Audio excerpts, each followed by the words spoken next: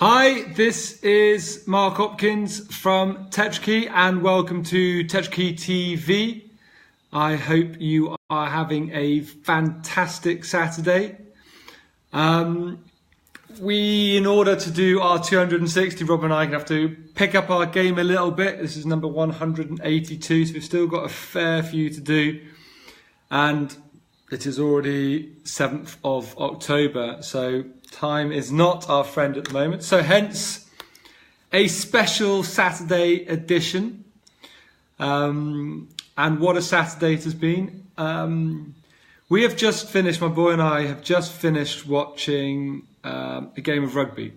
Now I'm a big rugby fan. I love the athleticism, I love the tactics, I love the pure brutality of it, the gentleman, the way it's played. I think it's a true gentleman's sport. I love it. And today we watched the South Africa versus New Zealand, or the All Blacks today. And what was fascinating about this match was a couple of weeks ago, South Africa played New Zealand in New Zealand and took the biggest hiding ever. They lost 57-0. So an absolute pummeling they lost. And yet, 2-3 weeks later, they had to play them again. So how quickly can you turn things around? That's what I want to briefly talk about tonight. So it is 57-0. You're getting on the plane back to South Africa from New Zealand and you're going, we have just been given the hidings of all hidings. And yet we have to face these guys again in a couple of weeks' time. And South Africa is a very, very big rugby nation. So the press was not too complimentary.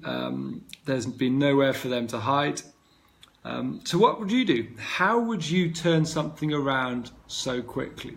And we've all had those situations in business or in life where things have happened, and we've got to pick ourselves up rapidly and make a difference. Those of us who are parents, it's you can't really have too many bad days. You can't be down too often because you've got a job to do. You've got to be a parent. You've got to be there for your kid.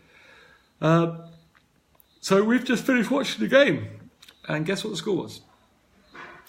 25-24. So New Zealand won by 1 point.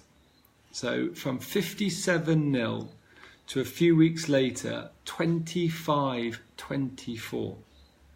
That is a phenomenal turnaround. And nobody, I even don't think the players expected it to be that close or for them to play that well. So what do you think it was that caused such a phenomenal turnaround? How would you go around turning around a team, a business, or just a performance that is so poor to something that really was phenomenal? Just a great, great spectacle to watch. How would you go around it? Would you go around by redefining the purpose? Would you go around with understanding the basics that you need to get right in your business in order to be successful again? Would you look at the opposition and see what your competitors are doing and see where you can exploit their weaknesses? Because there's multiple things you can do. There are multiple ways that you can turn around a business and you can turn around a performance. But somewhere you have to instill some belief. You can do all the tricks, you can utilize all the tools, but if somewhere there isn't some form of belief that you actually can be successful, it's all gimmicks. You've got to lay the foundation. And that's what the captain said after the game about sticking together and standing up. They were really vilified in the press, and deservedly so.